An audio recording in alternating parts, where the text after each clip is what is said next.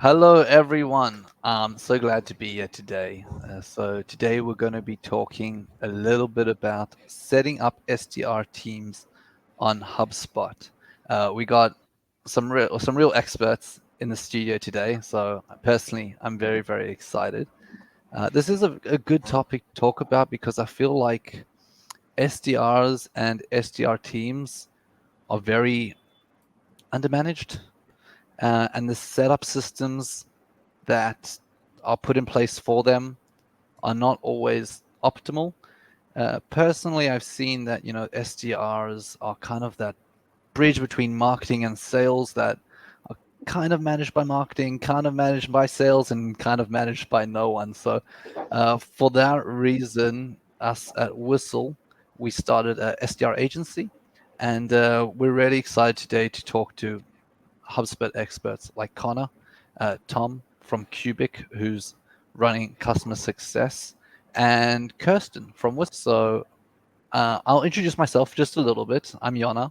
I'm COO at Whistle. We are a SDR agency, SDR being sales development, or BDR, some people call it. And I worked at a few startup companies as an SDR. I saw the gap with how SDRs were being managed, and I saw the kind of the lack of management and systems in place. And with my brother David, we founded Whistle, which is a sales development agency. So we very quickly looked into the different types of systems. I'm a systems person. I'm not a good salesperson, but I am a good systems person. And we looked into the different systems, the different CRMs, and we landed on HubSpot. I've always liked HubSpot. They're fast growing.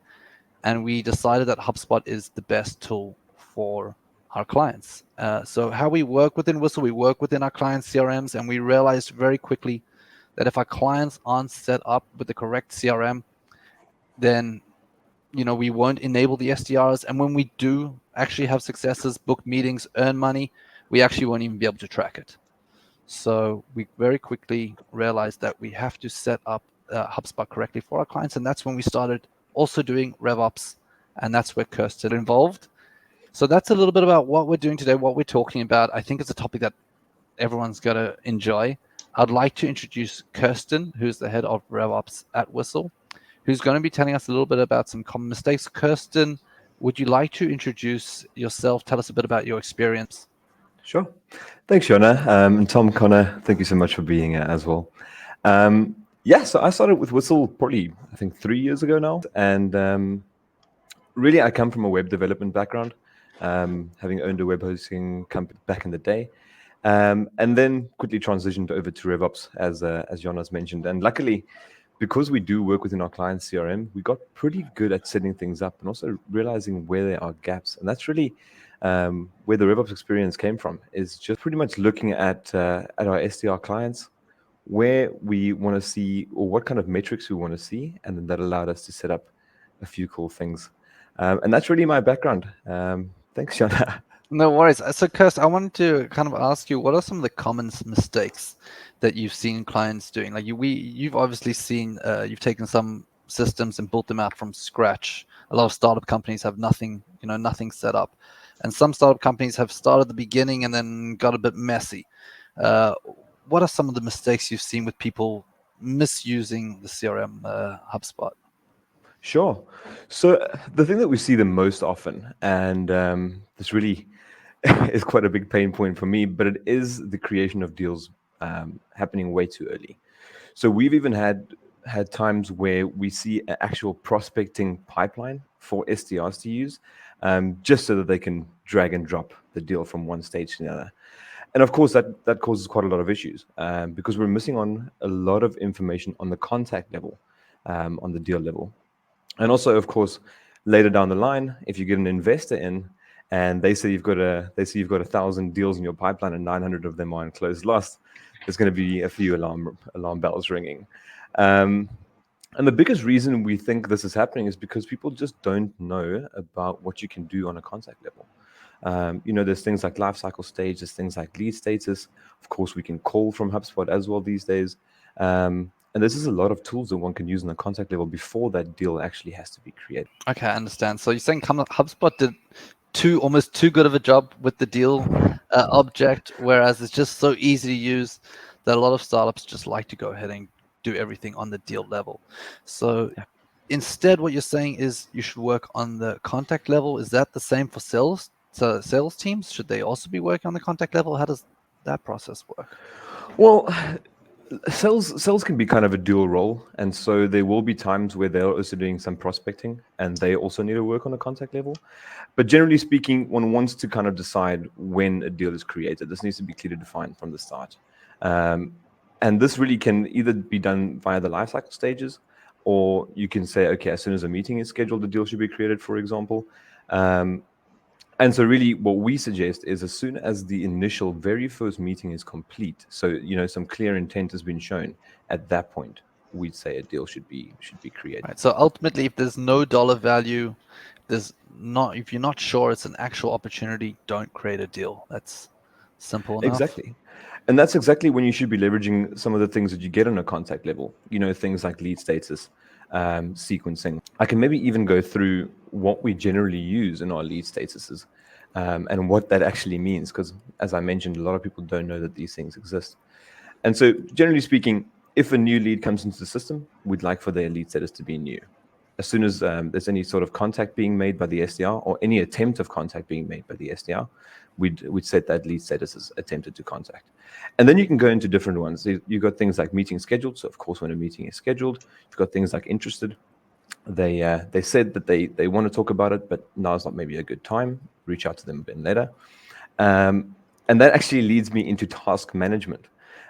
We speak to our clients quite a lot about this, and we kind of want to streamline the SDR's life. We see a lot of people call the lead, then they forget about them for 4 days, and then they're like, oh, actually, I should reach out to this person again. And that's why task management is probably the most important thing. And this is the most easiest done on an actual contact level. So as soon as you reach out to someone, set a follow-up task. If you don't want to do that, enroll them into a sequence. The sequence will make your life so much easier. You've got a 26-step sequence or a 12-step sequence that includes calls, emails, LinkedIn tasks, and you can pretty much just click start on your tasks for the day, do the call, and automatically another task will be generated for you 2-3 days later. And that's really why the contact level is so superior in terms of mass outreach, but also just in terms of managing your leads correctly before they become a deal. That's fascinating. Thank you so much for that. And then I know you also speak about that lead flow process between marketing to SDR to sales. How does that work? When should that kind of handover transition? Yeah, that can sometimes be tricky as well because of the fact that you've got salespeople doing prospecting, you've got SDRs maybe taking meetings or opening deals, you've got marketing, sending emails, but also capturing leads on the website. And so we like to do this via lifecycle stage, basically. And so with the lifecycle stage property, you kind of need to, before you get started with anything, have this defined, because the automation will be your friend in terms of lifecycle stage. So we can say things like, as soon as an outbound lead comes into the system, they know nothing about your brand, they're a lead. If they have any sort of contact with a form, or they came in through a form, for example, or they replied to a newsletter, or they know who you are, we set them as a marketing qualified lead. Then, of course, at which point the marketing team will hand over to the SDRs. The SDRs will then start calling, start reaching out.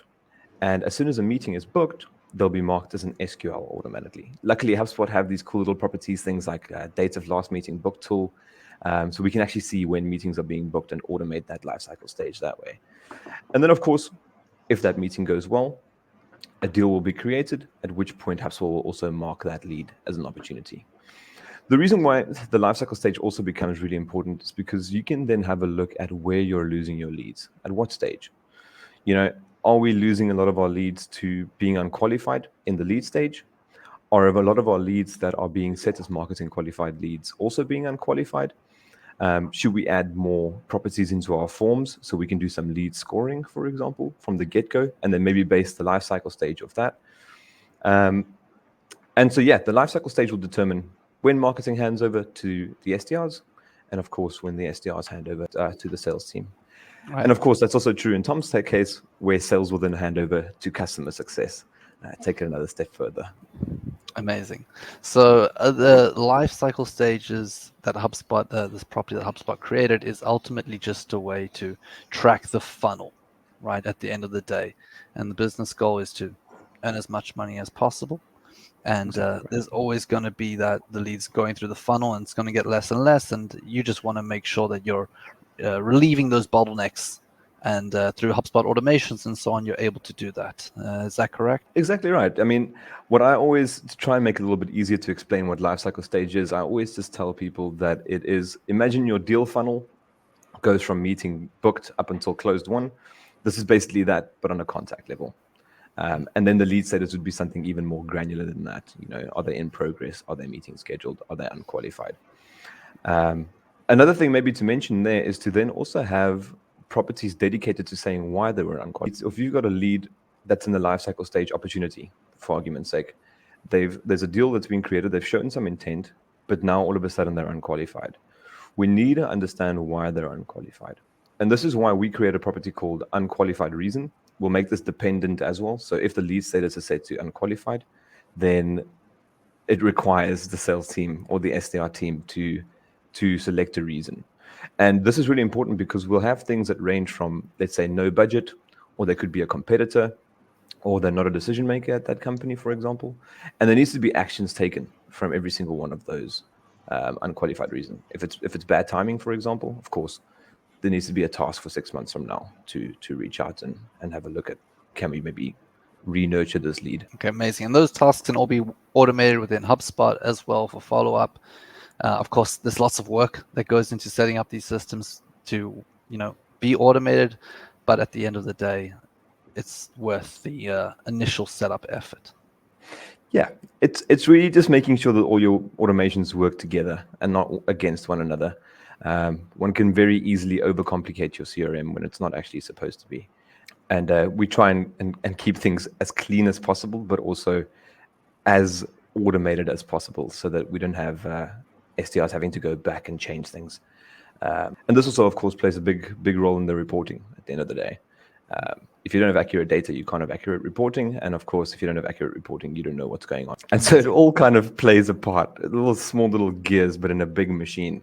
Because at the end of the day, those reports are basically what you base your decisions on. It's very important. Amazing. So at the end of the day, RevOps, the goal is to kind of make sure that every department can run as efficiently as possible and that we don't create those silos, that there is that communication, and that's where all the automation, the tools, and all this stuff comes in. Kirsten, that's absolutely fascinating. Thank you so much.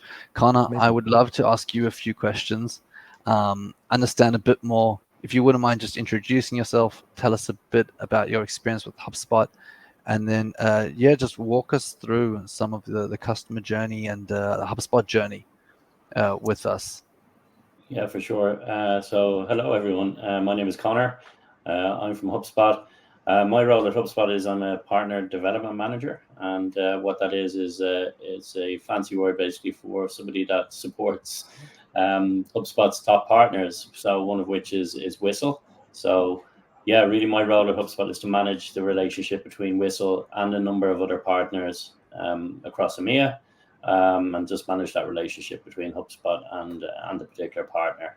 So I would support about 14 partners at the moment, based mainly in the UK and some in South Africa and Israel, the rest of EMEA as well. So I've been at HubSpot for 6 years now. So I originally started out on the sales team, worked on sales for about a year, and then moved over to channel then in 2019. And I've been working on the channel side of the business since then. So very much on the partner side of things for the last 5 years. The second part of your question, Yonah, HubSpot. So in terms of how it's evolved, so it's evolved quite a lot since 2018 when I started. Originally, HubSpot was very much known as a marketing platform back in 2018. Mm-hmm. So marketing automation tool or an email marketing tool, and today it's more evolved into that more CRM platform. So a CRM for all of your front-facing teams, your marketing, your sales, your customer service, and operations teams, all working from that one single source of truth. I think the beautiful thing about HubSpot is the platform has been built from the ground up with one code base. So what we find is that some of the competitors out in the market is that they have been built through acquisition. So the systems are all kind of cobbled, if you like, to work together, as opposed to that sort of seamless HubSpot UI, where moving from marketing to sales to service is seamless, and that kind of smoothness across the actual platform is because it's been built from the ground up. And that obviously makes it very easy to use for all of those teams working from HubSpot. And I have to say as well that just from a user point, over the last few years, I don't know what HubSpot's been eating for breakfast, but if you go to the product updates, there's just product updates firing all the time, and it's so cool to see that the company is not trying to stay stagnant. They're constantly trying to innovate, and at the size they are, it's not easy, but they're still doing it. So it's really awesome to see that. It's a great point. So very, very hard to keep up with all of the product updates every day. It's incredible. The amount of money that goes back into the product and R&D is actually incredible. So the product gets better and better and better and stronger every day. So really hard to kind of keep up on all of those updates. But yeah, in terms of today, I think the main kind of focus of the conversation is more around kind of the sales hub. So what I'd like to do is actually just share my screen and present a couple of slides in relation to Sales Hub. While you do that, I'll just give a little background. HubSpot does have different hubs. So there's marketing, there's sales, there's operations. There's different hubs for different use cases, and according to your needs, different packaging as well. Of course, for those who are really serious about sales, there's Sales Pro and Sales Enterprise. We only take on clients that are on Sales Pro. If you're not on Sales Pro, we won't work with you. Absolutely. So we've got Marketing Hub, we've got Sales Hub, we've got Service Hub, and Operations. You don't have to use all of the hubs. The CRM product is the core kind of foundation, or the free part of HubSpot, where you can upload all of your contacts and your database. And then on top of that kind of database or CRM, you've got each of the different hubs, which come at different tiers. So we've got, as I said, marketing, sales, service, operations, and also CMS if you want to host your entire website on HubSpot. So today we're going to focus more on the Sales Hub. And at Inbound last year, Inbound is one of our big kind of conferences that we have every year in Boston. It's where we announce usually a lot of kind of big product updates. We've obviously product updates happening all the time, but at Inbound we normally launch a few really big key ones. And one of the big investments last year was around kind of Sales Hub. So Sales Hub is now kind of made up of 3 core elements, if you like. So what we're kind of talking about today, which is that kind of prospecting piece. Also then the selling piece to manage those deals. So when the SDR actually creates that deal for the account executive to work, it becomes a deal, and that can be managed in HubSpot as well. And then to Yonah's point and Kirsten's point around the importance of analytics and analyzing the reports and data, and then also being able to kind of coach SDRs and reps as a result of all of that. The next slide. So there's a pretty big problem in the market. What we're seeing is that sales teams are struggling with engagement and prospecting. And this can cause kind of a lot of major issues, including unreliable reporting, difficulty managing leads at scale, misalignment, and distrust between marketing and sales. And these pains are exasperated macro factors. So buyers are hard to reach, budgets are stagnant, performance is down, and leaders can't meet their goals. So the old way, what we used to see, and particularly with kind of sales, was that more activities, more reps equaled be more productive, and this was kind of disrupted by disconnection, activity Armageddon, which we see a lot, where people are just getting spammed all the time, and then also headcount constraints. So what we're seeing now is what businesses are doing is focusing more on this sort of new way, which is the right activities with more effective reps, using things like AI as well, equals more productivity. And this is driven more by relevance, intelligence, and diagnosis. So what does that really mean? But before we look into that a little bit more, the prospecting kind of area and the 3 primary jobs to be done with prospecting are mainly sourcing, engaging, and then qualifying. And then once we qualify that lead, as Kirsten mentioned earlier, we would then move that into an actual deal where the account executive would work that. So in terms of the tools within HubSpot, we've got a lot of tools that will help with each of these areas. So for sourcing, engaging, and qualifying, but to call out a few, obviously the smart CRM. We've got live chat, we've got lead scoring, which is hugely important then as well, to Kirsten's point earlier. And then we've got the new and exciting prospecting workspace, which I'm going to give you a look at today. And this is basically a one-stop shop for the SDRs to work from. So it's like one workspace where they can manage all their tasks, their sequences, all of their leads and contacts, everything in one place without having to kind of switch from multiple tools and really drive that efficiency. So we'll have a little bit of look at that today as well. And then the tools then for those SDRs then to engage with prospects. So we've got, as I said, the prospecting workspace. We've got the sequences tool, which Kirsten mentioned earlier, really powerful tool where we can click on a button and we can automate a number of things to happen over a period of time. So for example, somebody visits the website, they fill in a form, I try to call them, they don't answer. So what I can do is enroll them in a sequence where, they're going to get a number of different types of emails from me over the course of the next week or 2 weeks or whatever that might be.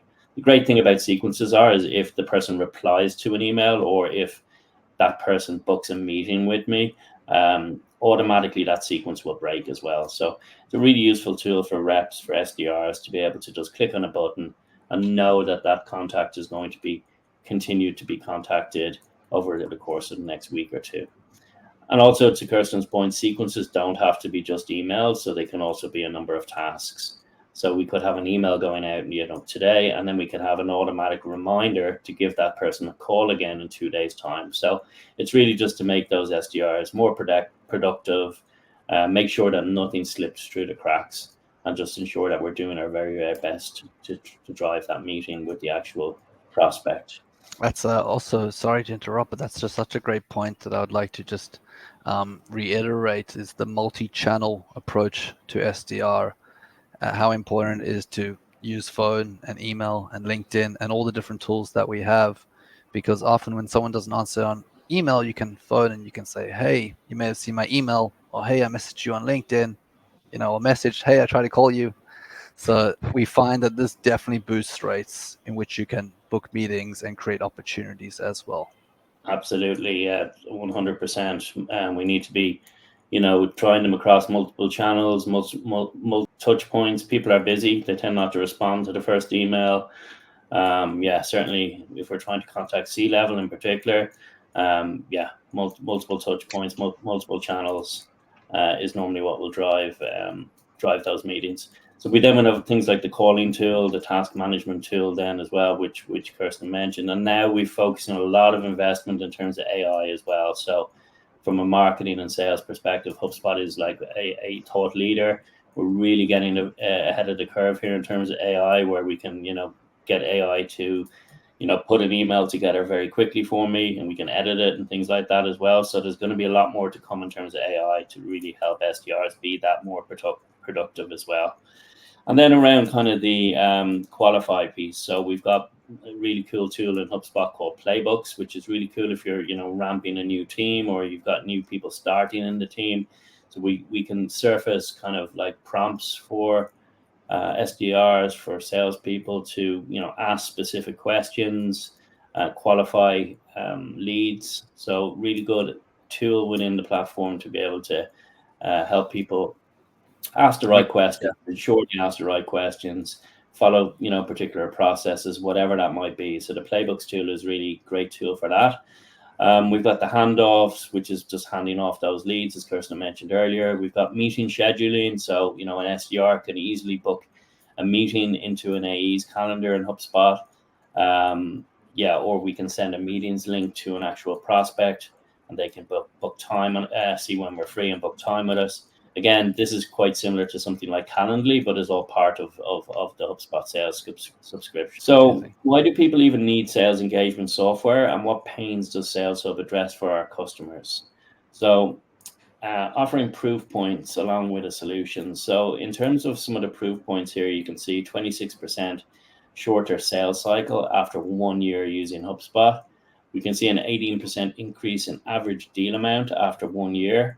and 2x more deals closed per rep after 12 months. So these are just some of the stats from our customers that are actually using Sales Hub.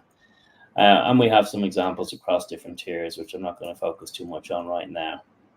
So let's jump into the prospecting workspace, which I mentioned earlier. And this is just a view of what the prospecting workspace looks like in HubSpot. So over on the right-hand side, you've got the prospecting workspace where the prospects can actually manage all of their leads in one place. You can see their tasks and so on, their meeting schedules. So they actually you can see they've got a calendar in there. They've got different sequences. So it's really just that one-stop shop where your SDR team can actually work from. And the solution here is that they can really stay productive, organized, and focus on the big picture goals. Carry out all of your prospecting activities in a single unified workspace. So task queues, activity feeds, lead management, sequences, and schedule. And you can see an interesting stat there of 26% shorter sales cycle with Sales Hub. But this is just a view of what it looks like. In terms of sequences, I mentioned earlier what we can do with those sequences, those automated emails that our SDRs can enroll prospects into. We can also do things like A/B testing on those sequences. So we can have different variants of those sequences, and then we can start to understand which ones are working best and use them then, obviously the one that's working best. So if let's say, Kirsten builds a sequence for one of his clients, and then maybe builds a second one, he can A/B test that, and we can analyze which one is actually getting the most replies, which one's getting the most opens, and then roll out the one that's obviously performing best. So yeah, there's a lot of analytics behind those sequences. And we can also automate enrollment of a sequence via a workflow now. So previously, you had to manually enroll somebody into a sequence, but now as part of our workflows tool, which is the part of Marketing Hub and the workflows automation engine, you can trigger a sequence automatically. So for example, somebody visits your pricing page on your website, we can automatically trigger a sequence from one of your sales team, one of your SDRs, which is going to reach out to the prospect and hopefully generate a meeting. This is really amazing. I love what the prospecting tool has done as well, in that we kind of spoke about in the beginning how HubSpot's transition from just being a marketing CRM platform. Then we added the deal objects to sales, and now there's something dedicated for SDR and BDR teams, which is this prospecting tool. I know a lot of our previous clients, they love tools like Outreach and Outplay, and these are tools that are dedicated just for the SDR. The problem is with those tools is that they don't give you everything else. So you can have that, and then you got to work out the integration into your CRM, and then you lose the data, and then you don't have that. What's amazing about HubSpot is now they've bridged the gap for just SDR CRM, and now you have all that data in. So you have that single source of truth, which in RevOps and operations is something that we're always trying to get, that that elusive goal. So this is really amazing. 100%. So yeah, just I'm not going to go too deep into all of these today. Obviously, if you're more interested in kind of looking at this and having a demo, Kirsten and the team would most likely oblige to any of the people watching this. But we've got easily a handoff then as well, in terms of handing off those SDR qualified leads over to your sales team.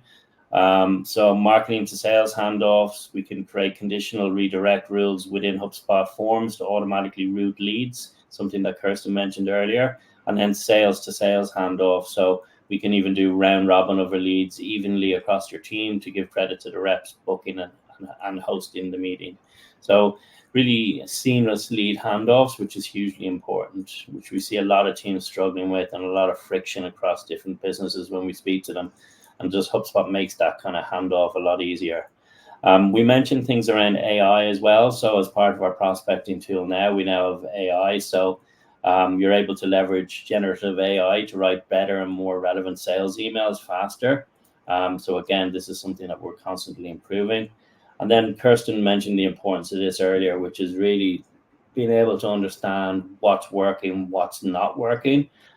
So what we have is really, really good lead reporting here to be able to identify things like lead funnel reports, time to first touch, and things like revenue attribution as well, to see who's getting the credit, and really understanding what's working, what's not working across the business as well.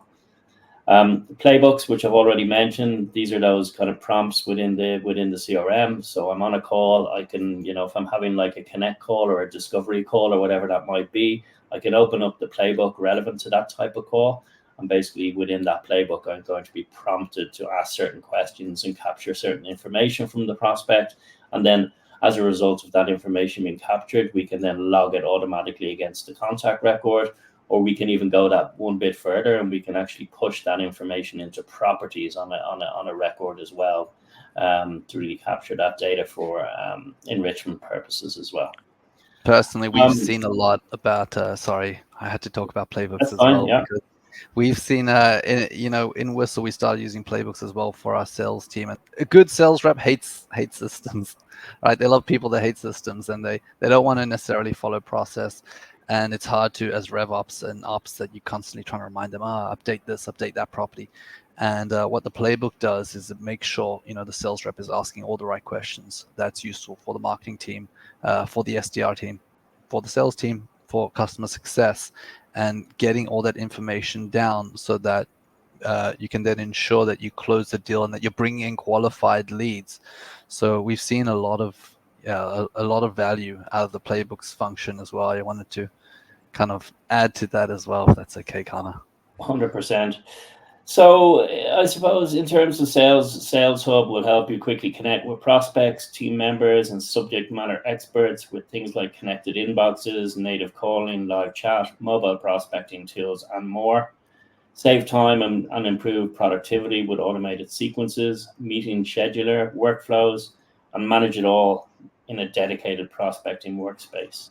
And then lean on the power of AI to score leads, get next best actions with smart tasks, enrich data with HubSpot Insights, and craft personalized emails with Content Assistant.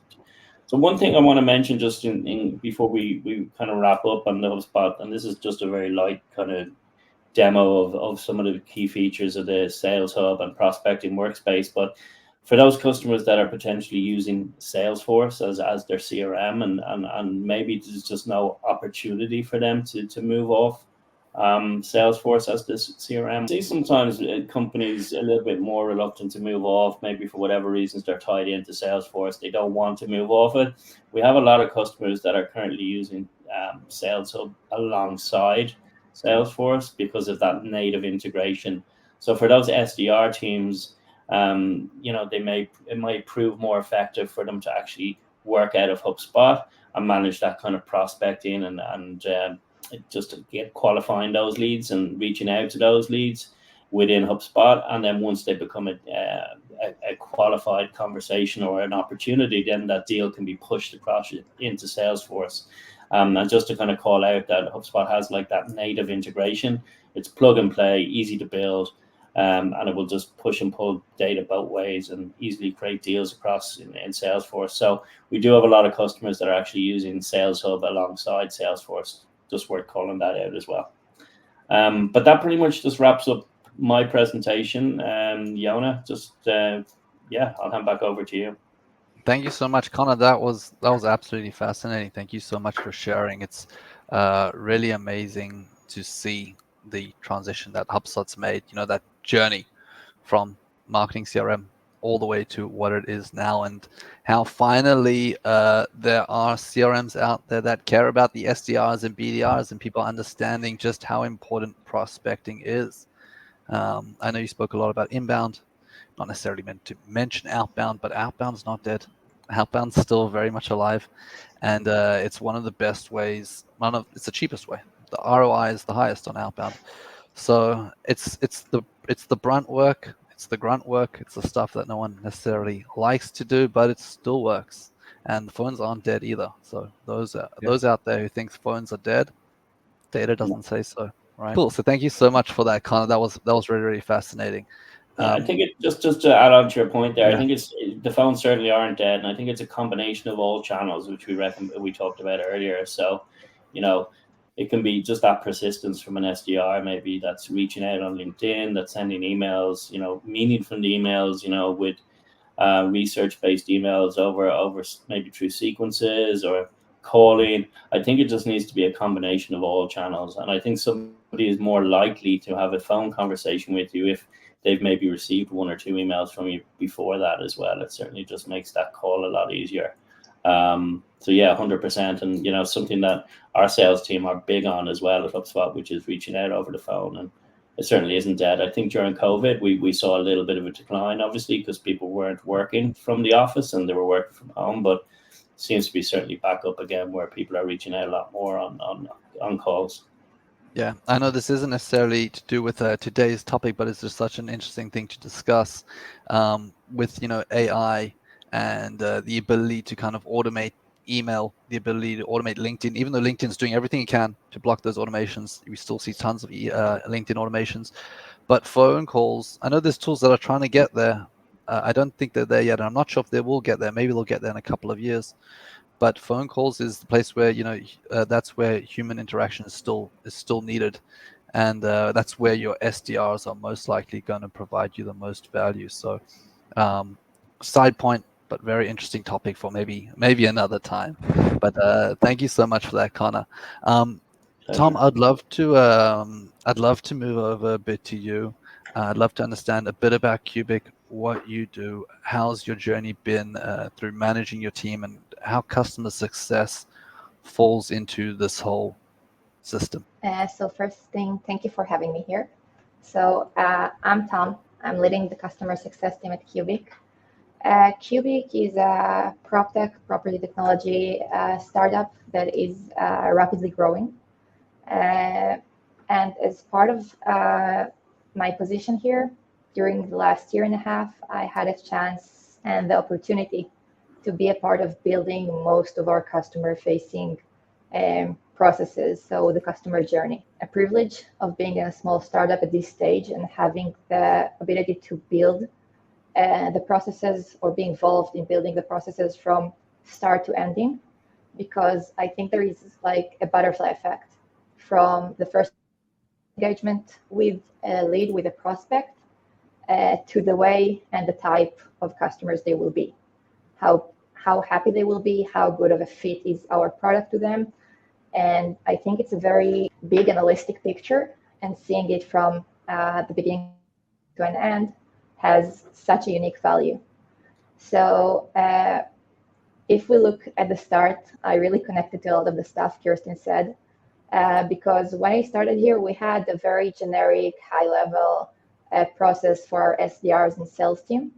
And with Whistle, we start to improving it and make it better and more accurate, adding this information on the contact level, making sure the SDRs are asking the right question, building the workflow that trigger correctly the processes, and making sure our SDR are qualifying the leads properly, and letting our sales rep to open a real valid opportunities, which exactly like Kirsten said, after the first meeting, when you really hear and recognize the need. And they saw a lot of effect on getting these opportunities to the sales team, and then take them from there to closing them and getting a better deal, more mature deals, and clients that are a really good fit to our product. So I saw and heard from a lot of people that sometimes you get this, all of us know salespeople are selling, and sometimes they can oversell or go a little bit above and beyond. And having this correct qualification and these correct processes brought a really good result from my point of view of working with the customers, of having the correct one, of having customers that really have a good use to our product. And I think it's kind of having this idea of seeing it from the end to the beginning. So when we build our processes, I could see getting to the end of the process, I had so much data that I was missing. So through the sales process, you gather so much information about a client, from their needs to the way they manage their operations, from a day-to-day point of view, through who are the people, not only the decision maker, but the actual users, and having this understanding of their organization. So when I get this information properly, I can address their needs and make sure they have a seamless onboarding, they have the best experience, and that they're getting the most from our platform. So basically, when our sales team is getting the most of HubSpot, of the CRM, I can help our client to get the most out of the qbiq platform. Sorry, Tom. You have a Sorry, question, Rebecca, Kirsten? Go for it. I was just going to say, Tom's mentioning from the beginning to the end, and it's interesting for me that, the general consensus was always that the SDR is really just there to prospect and to book meetings. But in actual fact, the SDR is sending quite a lot of information back to the marketing team as well. So, they're sending, you've done this much on paid ads. This is how much value we've created, for example, or this is how many people have been unqualified. So it goes back to marketing. The SDRs are helping out there. But then, as Tom also mentions, is that the more qualified leads become opportunities, of course, the better onboarding experience is also going to be. So the SDR really is kind of involved.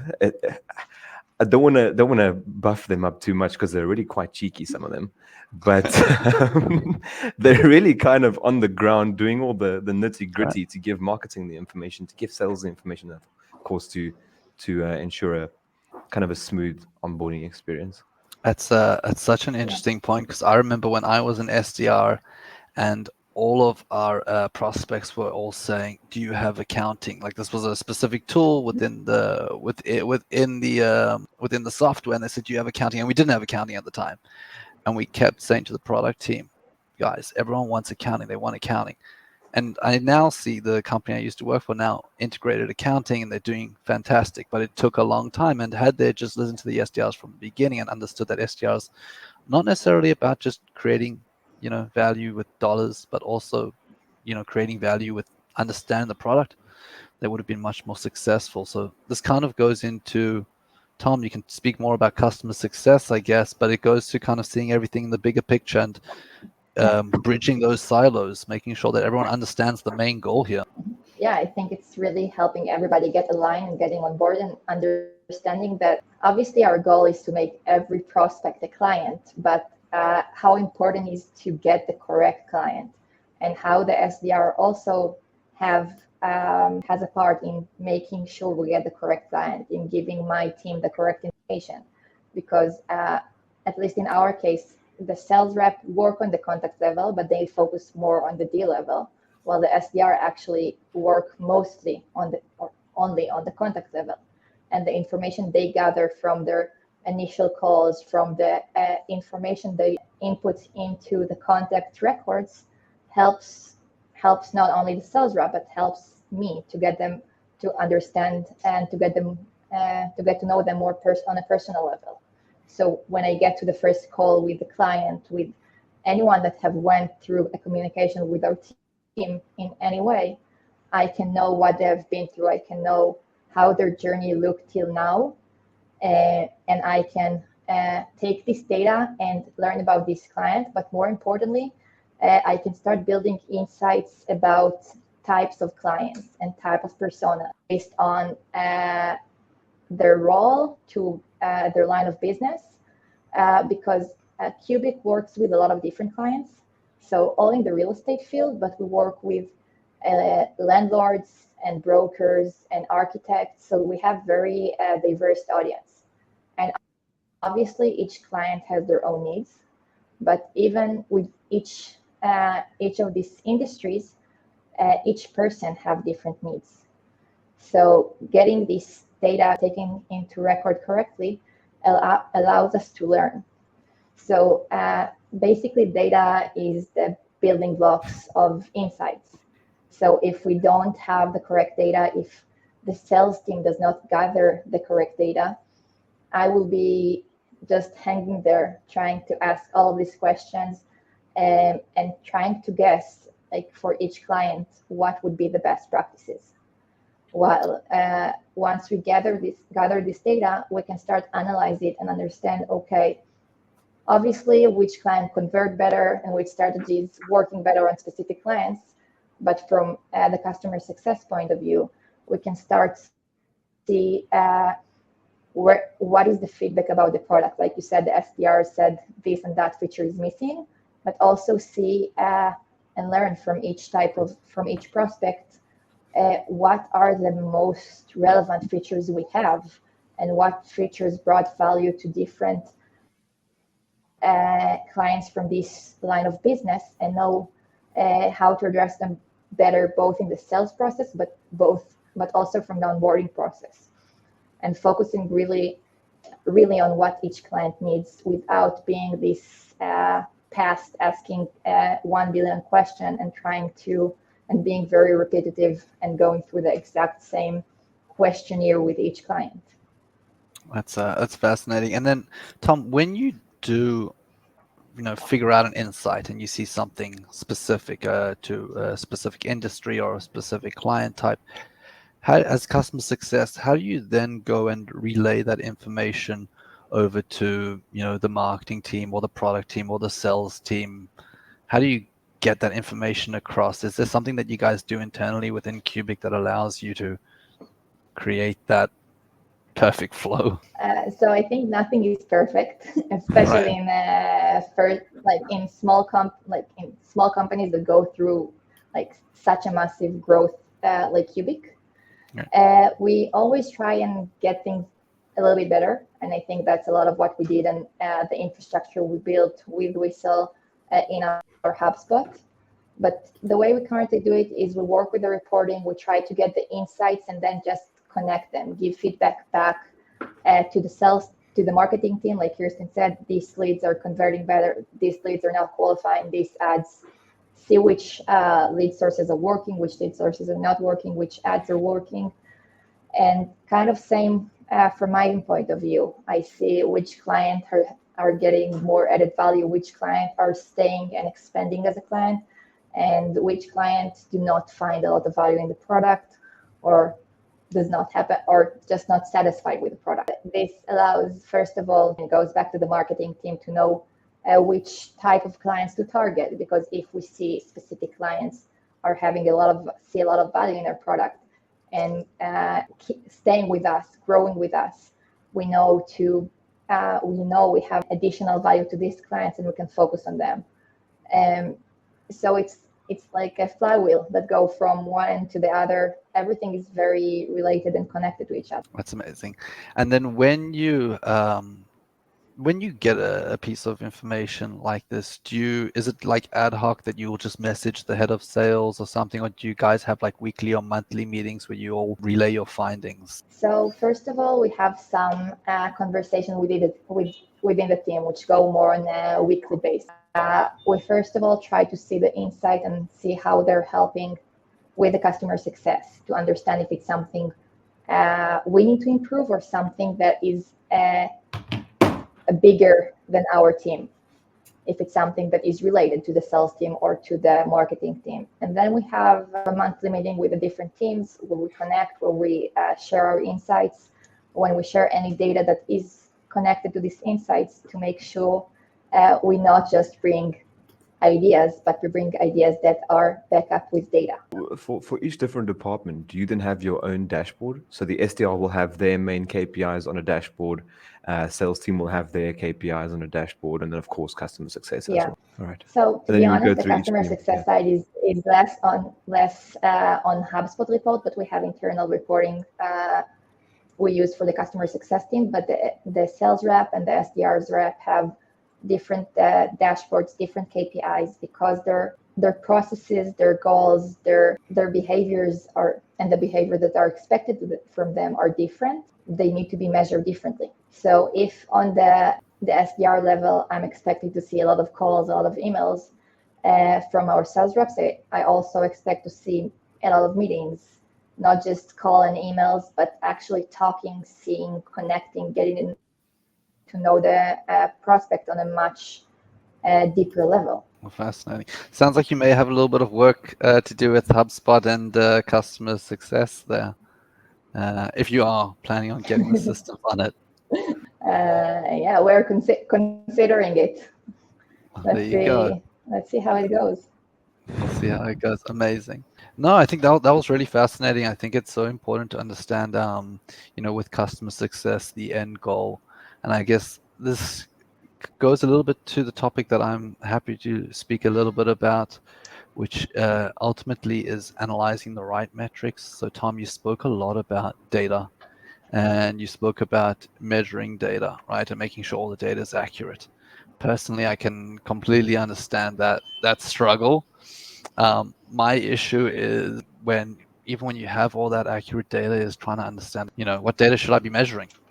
Because at the end of the day, there's so many data points, and as a ops person, we can get very OCD, right, about creating systems and about analyzing data points, and then you kind of have to ask yourself, well, why am I doing this, right? So I often find that if you create reporting and systems within silos, that it can very quickly veer to the wrong goal.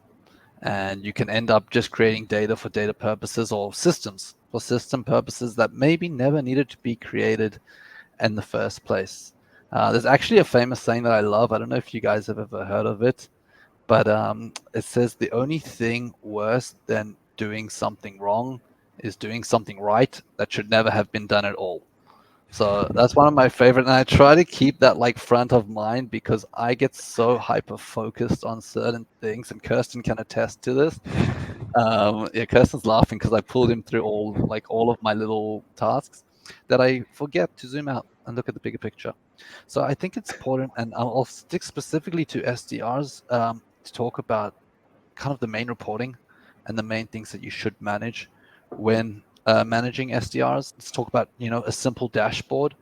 And the first thing that everyone forgets about is looking at, and this is important, I know it's on the sales team, but the first thing that you should be looking at when you're managing SDRs is actually deals closed, right? So are any of the opportunities that the SDRs that they've created, have they actually turned into money?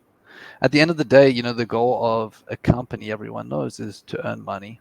And that's the ultimate goal, that we're all working together. We're not just coming to work because, we love the company. Hopefully we do love the company we work at. But at the end of the day, it's about creating revenue and generating revenue. So this is what we find. A lot of companies, they'll start focusing on the nitty gritty before they zoom out. So they'll look at, potentially the email messaging and tweaking and A/B testing and getting into all that really fine detail, which HubSpot has, and which you can have a lot of info, but they don't start with the big picture. So the big picture first is, have we closed any deals? Have the SDRs generated revenue? Great. Then we look at meetings that are held. What's happened with them that aren't closed yet? Where's the process? It's important as well that the SDR team cares about the next step. It's not just about booking meetings. You booked a meeting, great.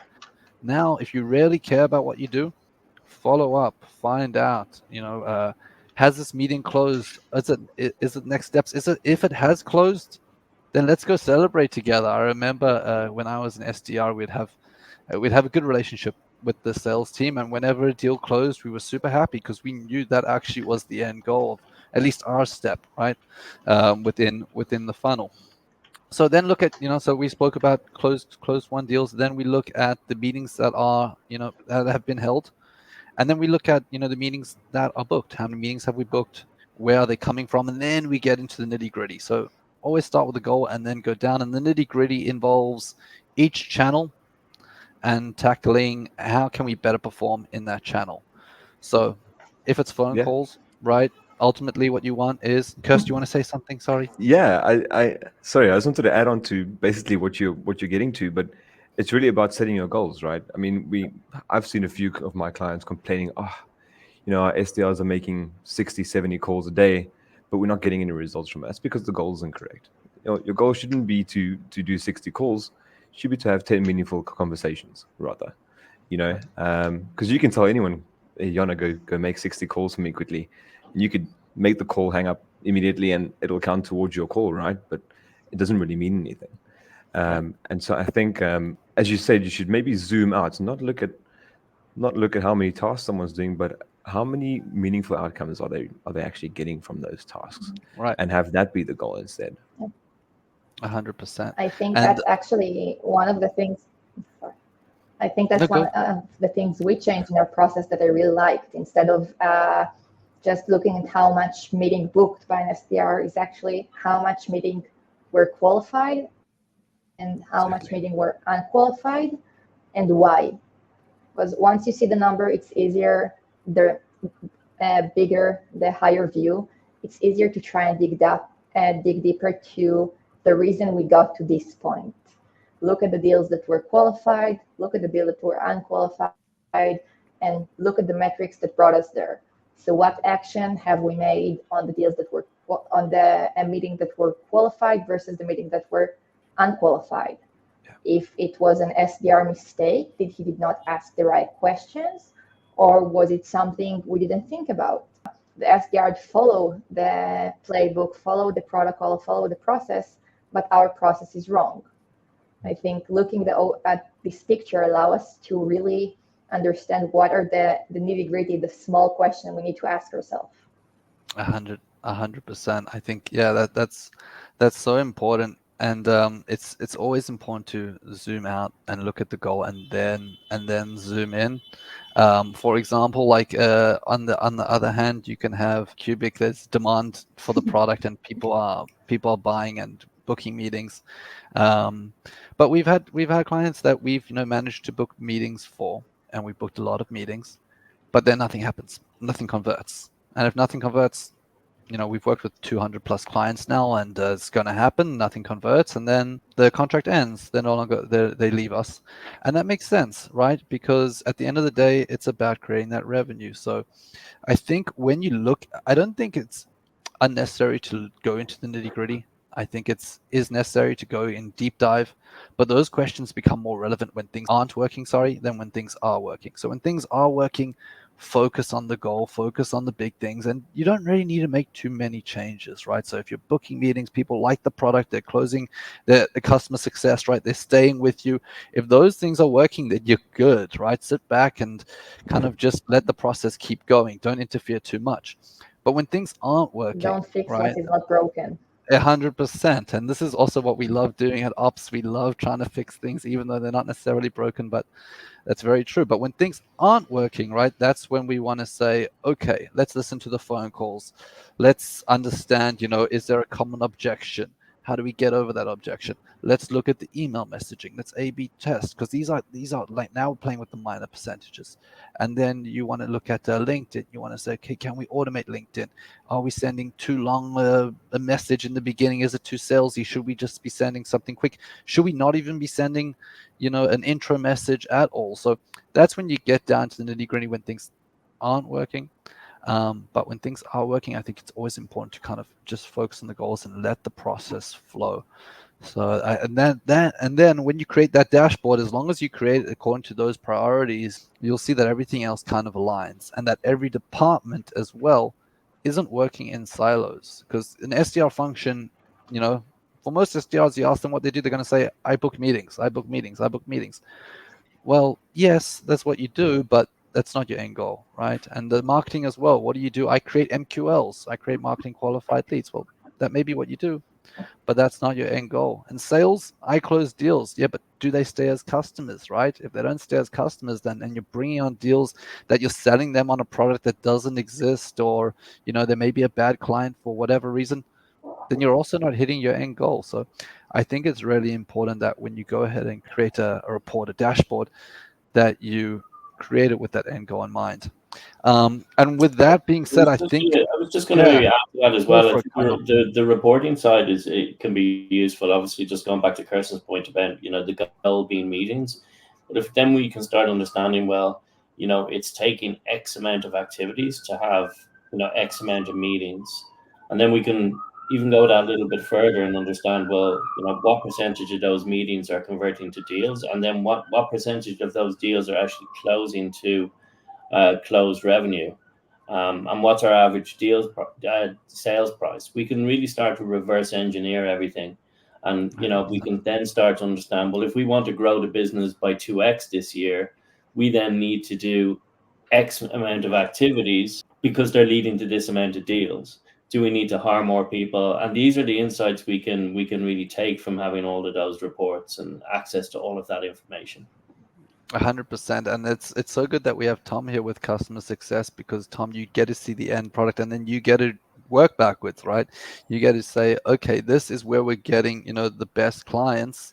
Marketing may be generating 100 leads and we may be booking 30 meetings here, but really where we're getting the best clients is from this lead source, which we're not, necessarily doing the most marketing activities, or we're not necessarily focusing our SDR and sales efforts on. So yeah, that's a really good point. Also, standing at this point, I get even more familiar, obviously, with the clients down the road, and I can recognize their activities and recognize the benefit they're experiencing. And that's also helped this feedback loop of, okay, these clients are maybe this type of clients are converting better, and they're good clients, but a different type of clients take us a little bit longer to close.